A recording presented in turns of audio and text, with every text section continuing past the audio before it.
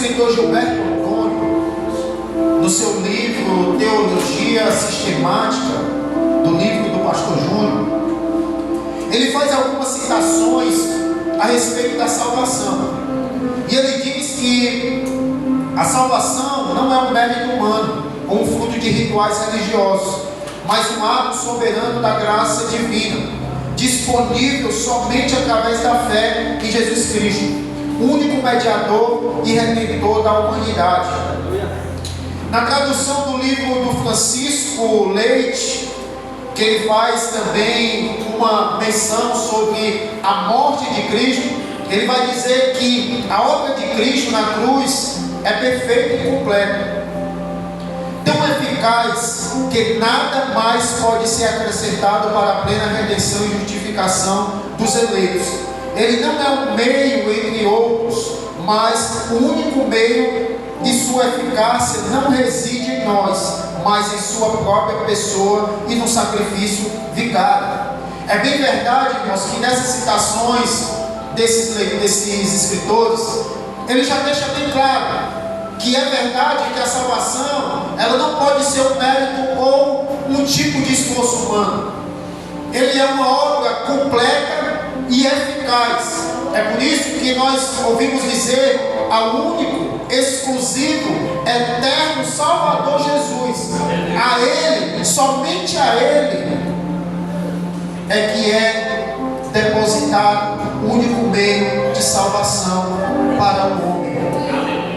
E é bem verdade que quando nós lemos esse texto, nós percebemos que o livro de Atos, nesse capítulo 16, ele relata uma consolidação da sua segunda viagem missionária. E como o Alan já deu aqui, o diácono Alan já deu aqui um spoiler no início da sua fala, ele vai dizer que Paulo, ele gerou uma consequência pelo fato da obra redentora, aonde ele estava pregando a palavra, aonde ele tem um encontro com a jovem que tinha um espírito de adivinhação, e a partir daquele momento vai acontecer ali uma perseguição entre Paulo e Silas, ao ponto de que o resultado é eles pararem na prisão.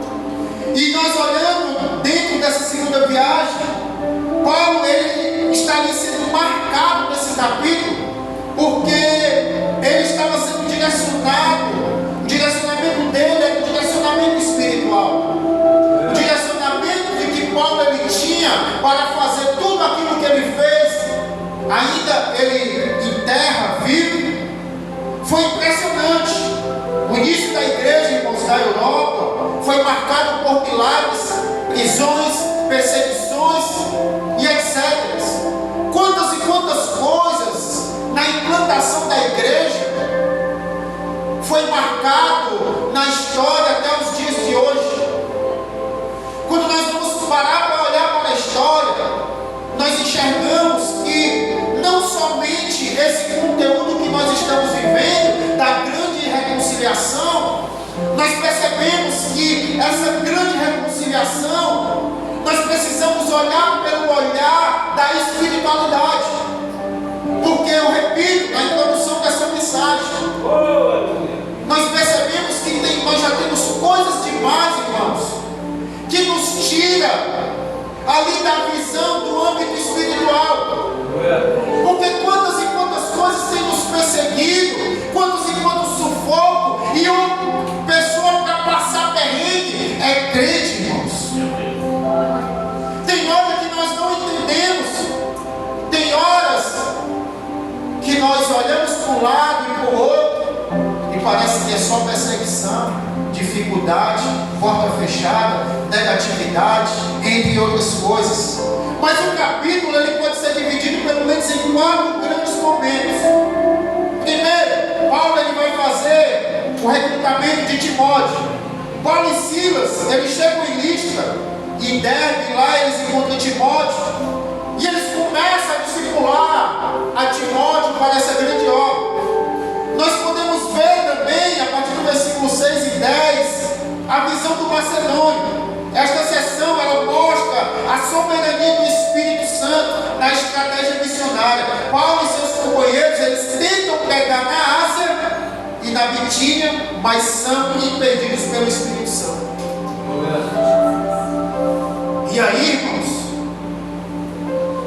eu estava meditando esses dias, eu venho meditando esses dias, e hoje eu estava até conversando com a minha esposa sobre isso, que quando nós olhamos, nós falamos aqui, irmãos, quem aqui não tem correria no dia a dia? Tem vezes que a gente está fazendo quase duas coisas ao mesmo tempo, né? Às vezes é no banheiro resolver um problema, às vezes vai comer com o telefone no ouvido, às vezes essa é correria. E hoje, eu meditando, e essa meditação era entre eu e Deus, e aí eu pude enxergar, irmão, segundo as Escrituras Sagradas, é que o homem, todos nós que aqui estamos, irmãos, muitas vezes nós estamos deixando de ouvir a voz de Deus, simplesmente porque está sendo quase impossível a gente ter um momento de silêncio consigo mesmo.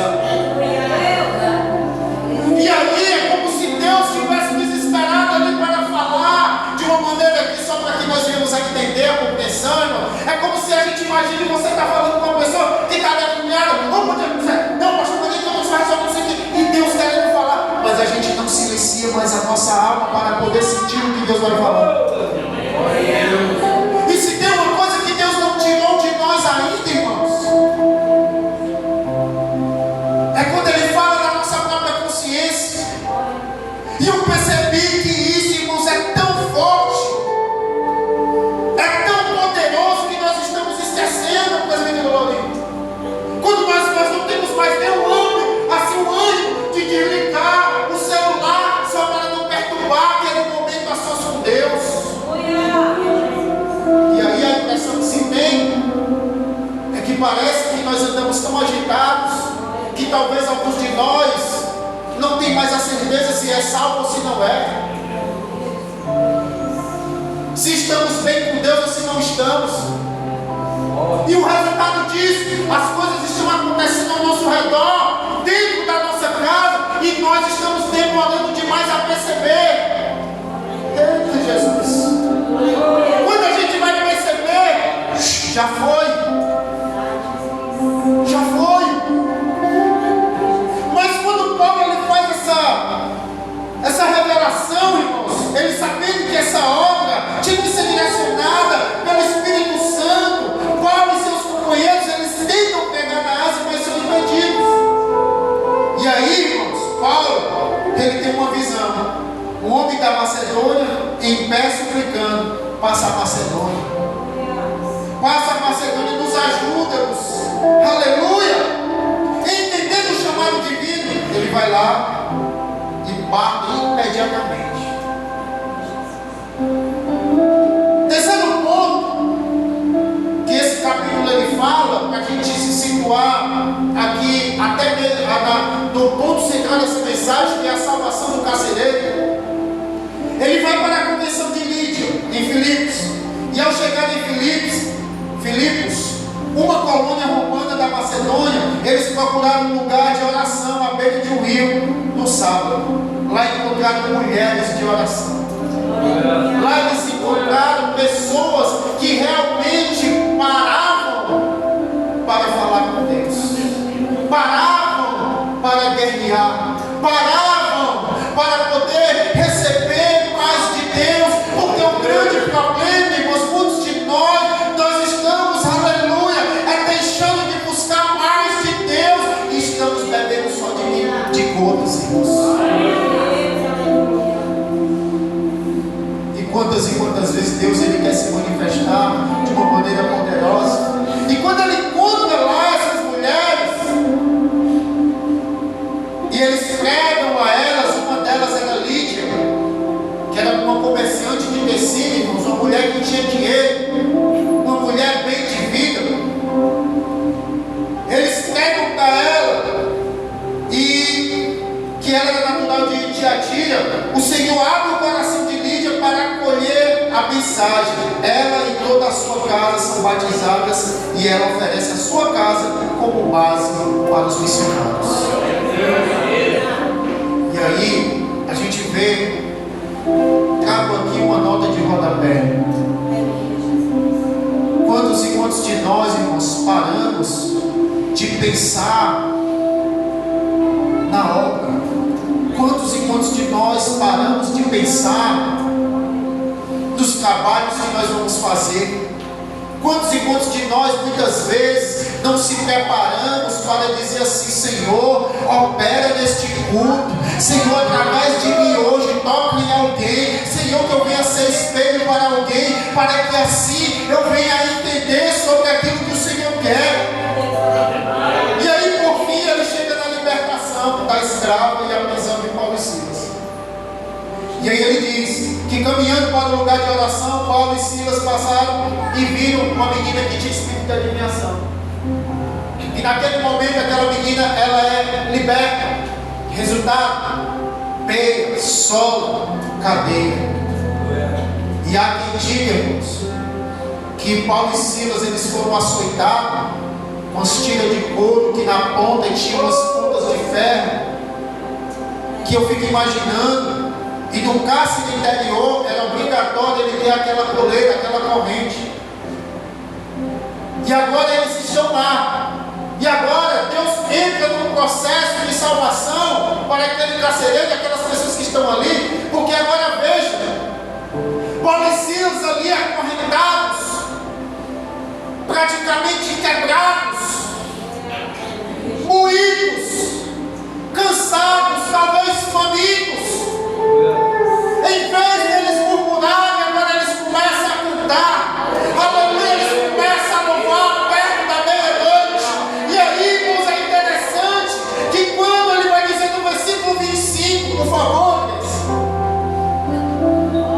no versículo 25, perto da meia-noite, Paulo e Silas oravam e cantavam hinos a Deus. E os outros presos, o que?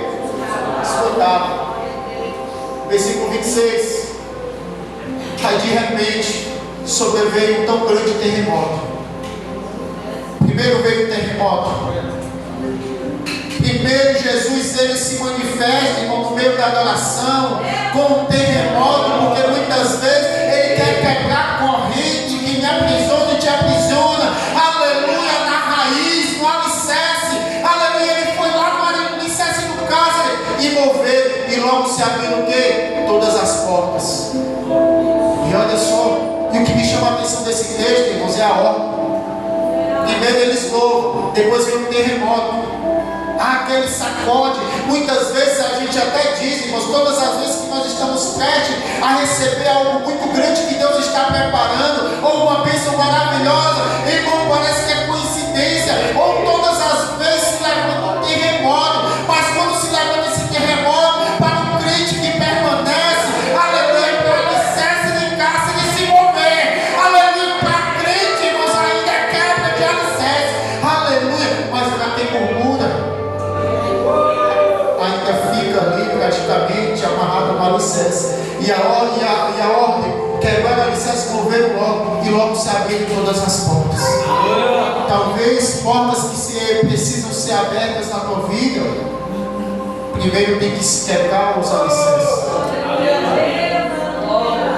Primeiro tem que quebrar os cárceres. Primeiro alguma coisa tem que ser movida na tua vida para que a porta ela venha se abrir.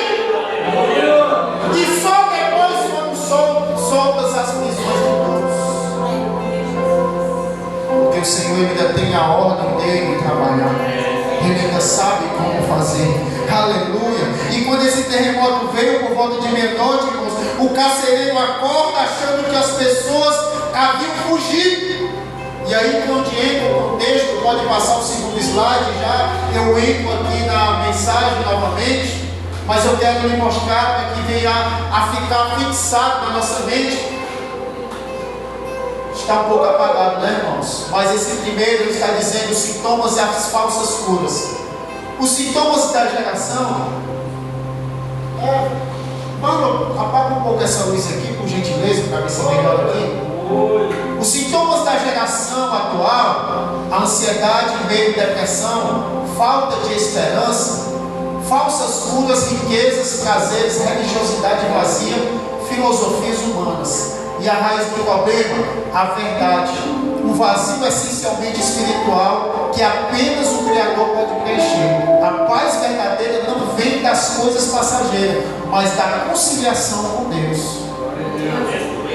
Então, quando nós olhamos para a salvação, ela começa quando o homem ele reconhece a sua verdadeira necessidade. E a pergunta que Paulo ele faz ali para o carcereiro ainda continua até os dias de hoje. Quando ele faz, o que devo fazer para ser salvo? Pode passar o próximo. Primeiro pilar, o abismo. Por que precisamos de salvação, irmãos? Será que a salvação hoje é simplesmente para a gente estar aqui nesse momento, no tempo? É necessário. Nós temos que participar. Porque se nós não participarmos, a gente participando da congregação, fortalecendo uns aos outros, tem guerra, irmão, tem? Aleluia, tem luta, tem carne versus espírito, tem? Aleluia, tem adversidade, aleluia. Aí é por isso que a gente está vendo aí um monte de gente. Ah, fulano é tóxico, o pastor fulano de tal é narcisista, porque agora todo mundo tem ali o seu pensamento de que pode fazer o que quer. Uma repreensão chama de tirano, uma correção não recebe mais uma correção segundo a palavra de Deus, e às vezes até tem os pensamentos de achar que é por conta de que a gente se acha melhor. Não, irmão.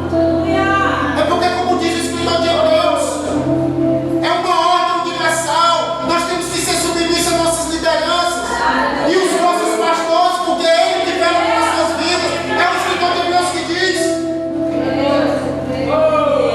E Ele vai falar mais: a humanidade, o abismo, o pecado em Deus, porque todos pecaram e destituídos estão da glória de Deus.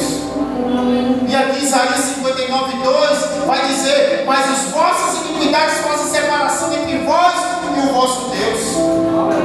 E aí quando a gente começa a ver, não se engane, é mais comum do que o que você imagina ou o que eu imagino. Tem hora que a gente sabe cada história, irmãos, de pessoas que estão dentro da igreja, mas vivem lá fora como se não fosse.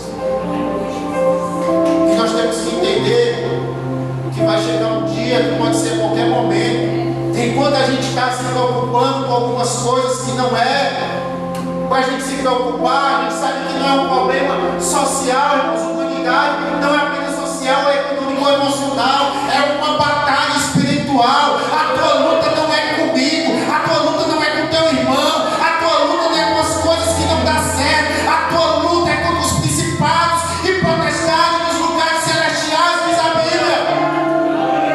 Muitos vivem preocupados com dinheiro, trabalho e saúde, irmãos, mas as pessoas dentro da igreja que não estão afastadas apenas por pecados encodados, irmãos, não é somente pecado, mas há pessoas dentro da igreja que estão afastadas, às vezes não é só por pecados, não, às vezes é por frieza espiritual, é por falta de oração, é por falta da leitura da palavra, é por autossuficiência. E a autossuficiência é quando a gente pensa assim: não, eu não preciso orar, não, eu não preciso ir para a oração, porque eu oro em casa. Oro em casa. Às vezes orar em casa é uma guerra. Às vezes orar em casa, às vezes eu canso, irmãos. Teve outro dia que nós estávamos passando por uma peleja lá em casa, e a gente ali se desgastando. E é essa a diferença. Eu sei que os irmãos também têm essa sensibilidade, com toda certeza. Talvez alguns só não estejam dando atenção. E aí eu vi daquele negócio estranho. Aí eu fui: Mário, isso aqui não pode ser normal, está errado. Vamos orar. E começamos a orar. Colocamos ali as mãos no nosso leito, onde a gente dorme. Porque tem muitas coisas, às vezes espiritualmente falando, irmãos. Quantos e quantos casamentos estão passando, aleluia, muitas muitas vezes o inimigo se deitando no meio, colocando incompreensão, aleluia, colocando indiferença, às vezes colocando ali praticamente uma insensibilidade,